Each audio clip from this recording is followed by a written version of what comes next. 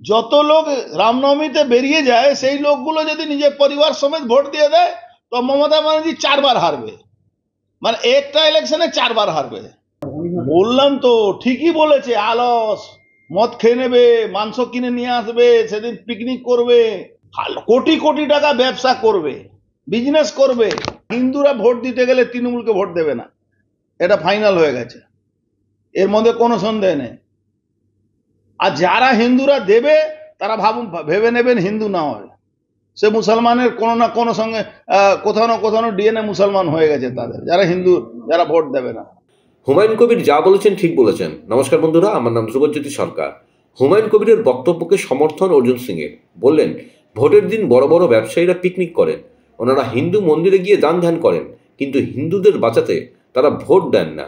ভোটের দিন হিন্দুরা ভোট দিতে বেরোন না। এদিন তিনি জোরের সঙ্গে দাবি করলেন, হিন্দুরা যদি ভোট দিতে বাড়ি থেকে বেরোয় তাহলে বাংলায় তৃণমূলকে খুঁজে পাওয়া যাবে না। বাংলায় হিন্দুরা কবে জাগবেন? বাংলায় হিন্দুদের ঘুম কবে ভাঙবে? প্রশ্ন অর্জুন সিংয়ের। হুমায়ুন কবির যেটা বলেছে ওটা ঠিকই বলেছে, খারাপ বলেনি। হিন্দুরা ঘুমোয়, পান্তা ভাত ছেড়ে দিন, অনেক লোক মদ খেয়ে ঘুমোয়। সেদিন এই যে বড় বড় বিজনেসম্যানরা সেদিন পিকনিক মানায়, ওদিন ছুটি, ভোটের দিন ছুটি মানায়। এরা ভারতবর্ষের নাগরিক আছে, হিন্দুদের নামে দুনিয়ার মন্দিরে দান পুণ্য করবে, কিন্তু ভোটের সময় হিন্দুদের বাঁচাবার জন্য হিন্দুদের কাছে এসে ভোট দেয় না। হিন্দুদের কথা বলছি, হুমায়ুন কবির যে কথাটা বলছে ভুল বলিনি, ও ঠিকই বলছে।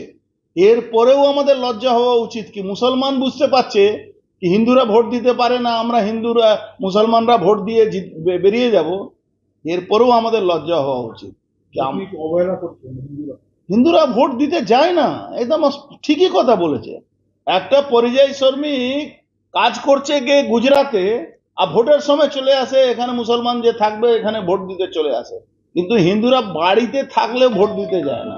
হিন্দুরা যদি ভোট দিতে বাড়ি থেকে বেরোয় তাহলে তো এমনি তৃণমূল কংগ্রেসের কোনো ভোট থাকবে না। আজকে আপনি হয়তো ভুলে গেছেন, সুভাষিস চক্রবর্তী দক্ষিণ চব্বিশ পরগনার একটা সময় ছিল সভাপতি, সে স্পষ্ট বলেছে হিন্দুদেরকে ভোট দিতে দেওয়া যাবে না। তারপরে হিন্দুরা ঘুমিয়ে থাকে। এই কলকাতা মমতা ব্যানার্জি জীবনে জিততে পারবে নাকি যদি হিন্দুরা ভোট দিতে বেরিয়ে যায়? হাবড়া আমরা সিটগুলো একটাও জিততে পারি না কেন? হিন্দুরা ভোট দিতে বেরোয় না। একটা কোথাও বম পড়ে গেল, হিন্দুরা ভোট দিতে বেরোয় না। একটা বেশিরভাগ লোক বেশিরভাগ লোক ওই কি নাম সেদিন পিকনিক করে, সকালবেলায় মাংস কিনে নিয়ে আসবে, মাটন কিনে নিয়ে আসবে, চিকেন কিনে নিয়ে আসবে, মাছ ভাত করবে, খাবে, ঘুমোবে। বাংলায় হিন্দুরা কবে জাগবে? এরপরেও হুমায়ুন কবিরের মতন লোকরা যারা বলছে ভাগীরথীতে ভাসিয়ে দেবো হিন্দুদেরকে 2 ঘন্টার মধ্যে, তখন তারপরেও আমরা জাগতে পারছি না, তারপরে আমাদের ঘুম ভাঙছে না। এটাই তো আমাদের লজ্জা।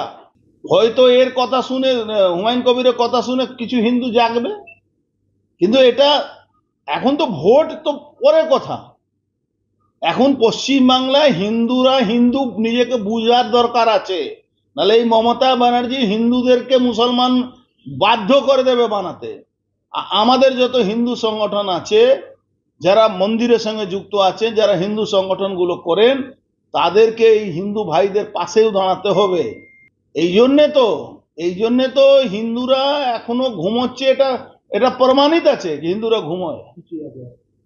পিছিয়ে তো আছে, হিন্দুস্তানে হিন্দুরা পিছিয়ে আছে, হিন্দুস্তানে হিন্দুরা মার খাচ্ছে, পশ্চিমবাংলায় হিন্দুরা রোজ মার খাচ্ছে, মেয়েদের লভ জিহাদের মধ্যে পড়তে হচ্ছে। মুসলমানরা আমাদের বাড়ি, হিন্দু ভাইদের বাড়িতে মেয়েদেরকে নিয়ে চলে যাচ্ছে, আর আমরা বসে বসে আমরা সেকুলারিজমে কথা বলি।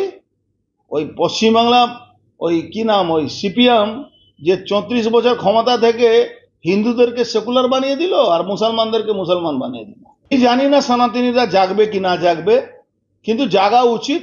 এরপরেও যদি না জাগে, 2026 পশ্চিমবাংলায় সনাতনীদের জন্য লাস্ট ভোট আছে, এরপরে আর ভোট দিতে পারবে না সনাতনীরা।